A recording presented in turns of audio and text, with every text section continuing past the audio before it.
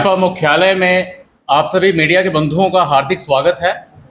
आज आपके बीच में आपके साथ वार्ता करने के लिए सुखनंदन चौधरी जी, हमारे वरिष्ठ नेता और पूर्व में मंत्री, ये कुछ बिंदुओं पर आपके सामने कुछ बात रखेंगे। सुखनंदन जी। ਅੱਜ ਦੀ ਜਿਹੜੀ ਪ੍ਰੈਸ ਕਾਨਫਰੰਸ ਹੈ ਇਹ ਅਸੀਂ ਇਸ ਵਿਸ਼ੇ 'ਤੇ ਰੱਖੀ ਦੀ ਹੈ ਕਿ ਇੱਕ ਜ਼ਰੂਰਤ ਹੈ ਹਰ ਆਦਮੀ ਦੀ, ਹਰ ਸ਼ਹਿਰ ਦੇ ਰਹਿਣ ਵਾਲੇ ਲਈ, ਹਰ ਗ੍ਰਾਮ ਦੇ ਰਹਿਣ ਵਾਲੇ ਲਈ, हर बंदे की चाहिए रेत बजरी वगैरह सब इंसान की चाहिए है। असें उस खबर रखी दी है कि मैं करूं तो माइनिंग, मैं वहाँ से रेता उठाऊं तो माइनिंग, गवर्नमेंट करे तो ड्रेजिंग, यानी मैं करूं तो माइनिंग, गवर्नमेंट करे तो ड्रेजिंग।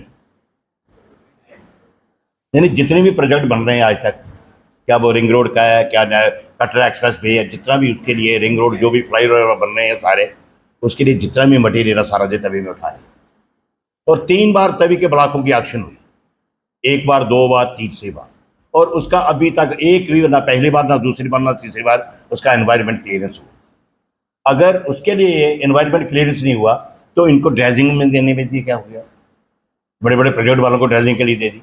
मैं अगर जाता हूँ एक ट्राली रेता लेने के लिए, ये देखो मेरे पास फोटो हैं, जो गाड़ियाँ आज भी पुलिस स्टेशन के सामने बाहर लगी हुई, लोग गरीब लोगों के ट्रैक्टर खड़े हुए हैं सारे। मैं एक ट्राली वहाँ से रेता नहीं उठा के लेके जा सकता। और गवर्नमेंट जहाँ उनका अपना इंटरेस्ट है, बड़े बड़े प्रोजेक्ट है, सर प्रोजेक्ट भी हमारे लिए बन रहे हैं, ये कार्य नहीं है, लेकिन अगर प्रोजेक्टों के लिए आप रेता बजरी सब अलाउ कर रहे हो तभी से, तो हमारे गरीब लोगों के लिए क्यों नहीं? यानी खाली एक बंदे की जरूरत नहीं है, रेता शहर में भी चाहिए, गाँव में भी चाहिए, हर जगह रेता चाहिए। 3 बार तभी की ब्लॉकों की एक्शन हुई, लेकिन एक बार ना इनकी एनवायरमेंट क्लियरेंस हुई, ना उनको कहीं उनको दर्शन दिया उनको। तो मेरा आपके माध्यम से एलजी साहब से एक दरख्वास्त है।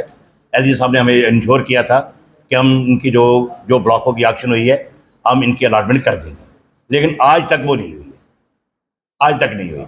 तो मेरा आपके माध्यम से एलजी साहब से एक दरख्वास्त है कि थोड़ा चीफ सेक्रेटरी से कहें। पहले तो हमारे लोग ये कहते थे भाई चीफ सेक्रेटरी बाहर का है, मेहता जी कहीं सुनते नहीं। आजकल तो चीफ सेक्रेटरी हमारे अपने घर के आ गए हैं, फिर भी हमारी सुनवाई नहीं है। जो कमरा हमें पहले 1 लाख में बनता था, आज 2 लाख में बन रहा है। उसका कारण क्या है? सारी रेता बजरी। मैंने पहले कहा कि हम करें तो माइनिंग, गवर्नमेंट अपने प्रोजेक्टों के लिए करवाए, लेकिन प्रोजेक्ट हमारे ही हैं वो। लेकिन ये मेरा ये कहना नहीं है, प्रोजेक्टों के लिए अगर करना हो तो फिर ड्रेजिंग, फिर उसको ड्रेजिंग का रूप दे दिया।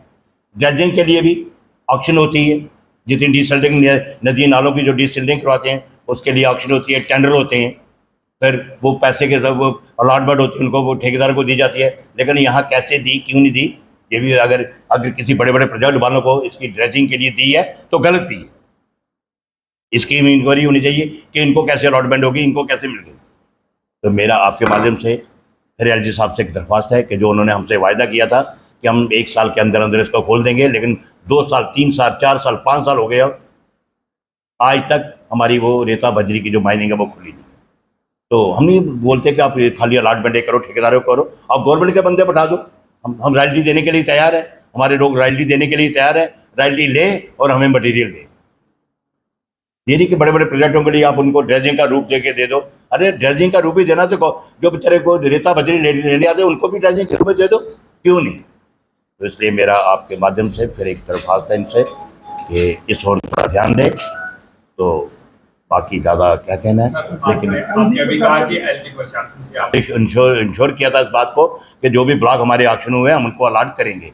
लेकिन वो एनवायरनमेंट क्लियरेंस वाला कोई चक्कर है, वो पहले भी ड्रेजिंग होती, पहले भी अलॉटमेंट होती थी, पहले भी ब्लॉक की ऑक्शन होती, सब कुछ होता था, एनवायरनमेंट क्लियरेंस पहले भी मिलती थी।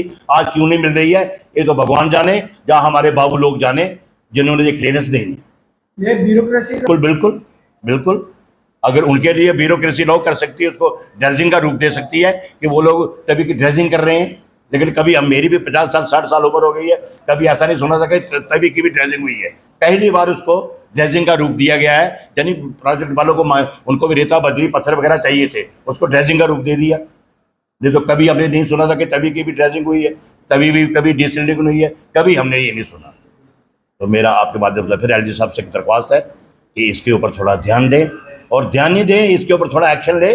क्यों इसकी एनवायरनमेंट क्लियरेंस नहीं हो रही है, क्यों उनको अलॉटमेंट नहीं हो रही, जिन लोगों को ब्लॉक मिले, इतनी देरी क्यों की? मतलब यही तो पूछ रहा हूँ, यही तो मैं एडमिनिस्ट्रेशन से पूछ रहा हूँ। पहले लोग कहते थे जी हमारे वो चीफ सेक्रेटरी साहब बाहर किया, कोई मेहता साहब जिनका नाम था हमारे, वो आज तो ऑनरेबल हमारे जो चीफ सेक्रेटरी वो भी हमारे घर के अपने हमारे जम्मू कश्मीर से अपने भाई हैं, लेकिन क्यों नहीं हो रहा है ये तो भगवान जाने या आप लोग जाने।